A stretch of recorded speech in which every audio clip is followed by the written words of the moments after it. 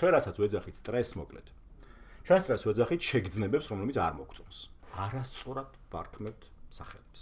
თიც გაჭერს ესე და შენ ცდილობ რომ აირიდო თავიდან უკან გაიწევ, მაგრამ თურმე ეს ჩვენი მიჩქმალულ გადამალულ სადღაც მის ქვეშ ამოდებული ემოციები არც არ მიდის რეალურად. ყველა ემოცია თავის განსაზღვრებით განმარტებ დეფინიციით არის მოკლევადი. ის ყოველთვის რაღაცა ტრიგერზე, რაღაც რეაქცია არის და მორჩა და გადის. ანუ ისეთნაირად არის ფარმაკოლოგიურად მოწყობილი ეს სამლები, რომ სულ მაგათზე უნდა იყო მე.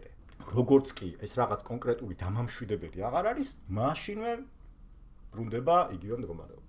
ამიტომ ჩვენ ადიქციასაც არასწორად ვებრძვით. იმიტომ რომ ადიქცია თავის მხრივ არის სიმპტომი.